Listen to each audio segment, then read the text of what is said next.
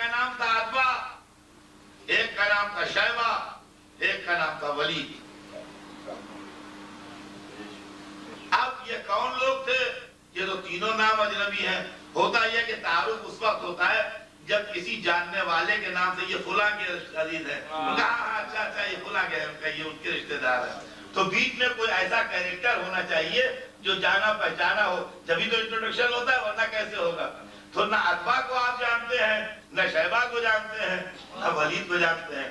اب میں آپ کو ایک ایسا کیریکٹر بتاؤں جس کو آپ سب جانتے ہیں، ہندا کو تو جانتے ہیں، ہندا کو تو آپ لوگ سبھی جانتے ہیں۔ عتبہ ہندا کا باپ تھا، شیبہ ہندا کا چچا تھا، ولید ہندا کا بھائی تھا۔ عتبہ ہندا کا باپ تھا، شیبہ ہندا کا چچا تھا، ولید ہندا کا بھائی تھا۔ یہ تینوں نکل گیا ہے۔ تو انصاریوں نے کہا، انصاری سے مراد جو لوگ مدینے کے رہنے والے، مہاجر وہ جو مکے سے مائگریٹ کر کے آئے، انصاری وہ جنہوں نے مدینے میں ان کو ریسیو کیا اور مہمان کیا۔ تو انصاری لوگ آئے رسول اللہ کے پاس اور کہا کہ یا حضور، آپ اور آپ کے شہر کے لوگ ہمارے مہمان ہیں، ہماری غیرت یہ گوارا نہیں کر رہی ہے کہ مہمان میدان میں جائے اور میزبان بیٹھا رہے، لہذا جب تک ہم زندہ ہیں، جب تک آپ یا آپ کے شہر کا کوئی آدمی میدان میں نہیں جائے گا، ہاں جب ہم نہ رہیں تو پھر آپ کو اختیار ہے، آپ جو مراد سمجھیے وہ کیجیے، مگر ابھی تو ہم نہیں جانے دیں کسی کو، اس لیے کہ ہماری اوپر دھبا آئے گا کہ مہمان میدان میں گیا اور میزبان بیٹھا رہا۔ چونکہ بات معقول تھی، لہذا رسول اللہ نے فرمایا کہ اچھا بھائی جیسی تمہاری مرضی ہو۔ چنانچہ 3 انصار کے نوجوان میدان میں گئے۔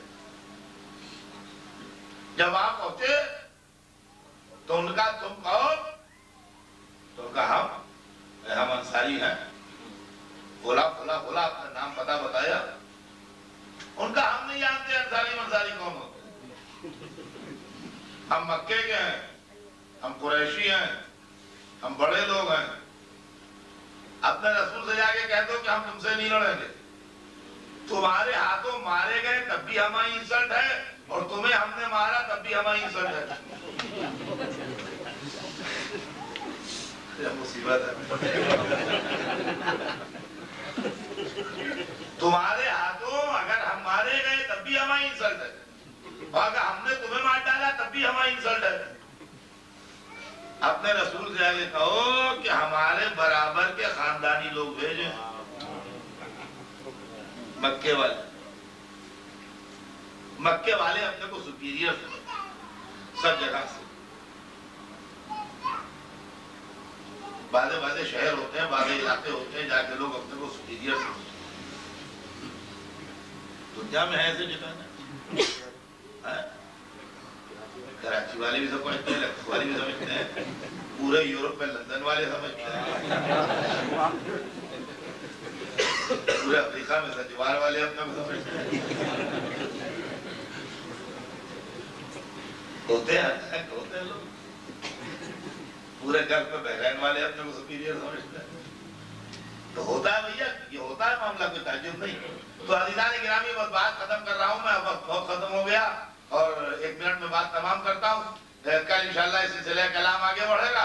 آج تو اتنا کہ انہوں نے کہا کہ بھائی ہم تم سے نہیں لڑیں گے، ان سے کہا کہ ہماری طرف ہمارے والے بھیجیں، تو ہم چلے کیا کریں؟ انہوں نے وہاں سے رسول اللہ کو میسج بھیجا کہ یہاں یہ صورتحال ہے، بتائیے ہم ان پر حملہ کر دیں یا واپس آئیں؟ تو رسول اللہ نے ان کو میسج بھیجا کہ تم واپس آ جاؤ۔ واپس آ گئے وہ لوگ۔ اب 3 مکے والے چاہیے تھے، کیا بات،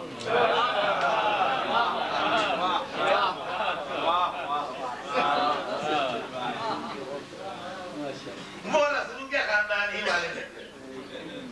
اب جو چلے 3 آدمی تو تینوں بنی ہاشم تھے، حمزہ، عبیدہ، علی۔ حمزہ چچا تھے، عبیدہ علی حمزہ کے ایک بھتیجے عبیدہ ابن حارث ابن عبد المطلب اور علی ابن ابی طالب ابن عبد المطلب اور حمزہ ابن عبد المطلب، یہ ہے رشتہ۔ عبیدہ اور علی عبد المطلب کے پوتے تھے دونوں، اور حمزہ عبد المطلب کے بیٹے تھے۔ تو جناب حمزہ اور جناب عبیدہ اور مولا علی یہ تین آئے، اور جب حمزہ آئے سامنے تو ان کا ہاں میں آیا ہوں حمزہ، اور یہ میرے ساتھ میرا بھتیجا عبیدہ ہے، یہ علی ہے۔ تو اب اس سے کیا کہتا، اس نے کہا ہاں تم کفر کریم ہو، یعنی تو ہمارے جوڑی دار ہو۔ دیکھیے عزیزان گرامی، تاریخ یہ واقعہ بڑا ٹرننگ پوائنٹ ہے۔ میں آج اس کو ڈیٹیل میں نہیں پڑھ سکتا ہوں، اس لیے کہ میرا وقت تمام ہو گیا، مجلس اس وقت تک ختم ہو جانا چاہیے تھی، لیکن ایک آدھ منٹ آگے بڑھ گئی۔ روزانہ تو 5-5 منٹ یہی خود بڑھا رہے ہیں۔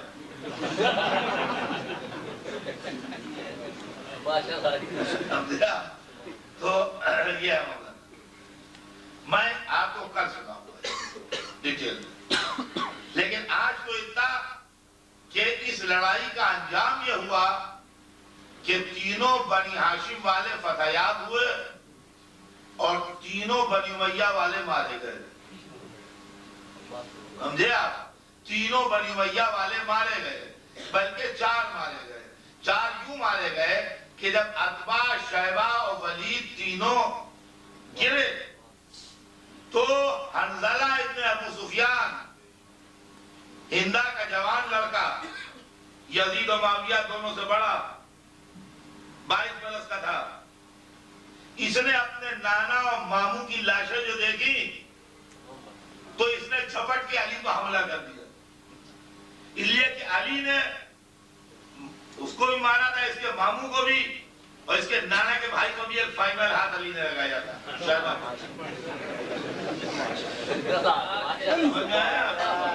لہذا یہ بے قابو ہو گئے، اس نے علی پر حملہ کر دیا۔ اچھا علی بڑے شریف آدمی تھے، کسی کی بے چینی دیکھ نہیں سکتے تھے، علی نے فوراً اس کو ان کے بزرگوں پاس پہنچایا۔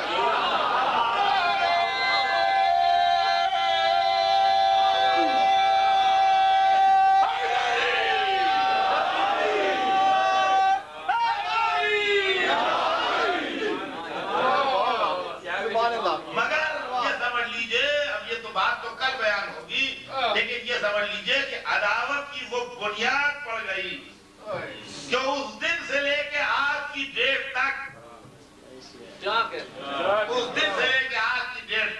وہ سلسلہ چل رہا ہے۔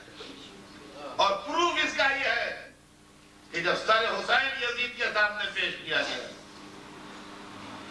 اور اس لعین نے حسین کے سر کو کٹا دیکھا، سیدانیوں کو اسیر دیکھا، سید سجاد کو زنجیروں میں جکڑا دیکھا، یہ واضح رہے کہ جب بدر کی لڑائی ہوئی ہے تو نہ یزید پیدا ہوا تھا نہ حسین پیدا ہوئے۔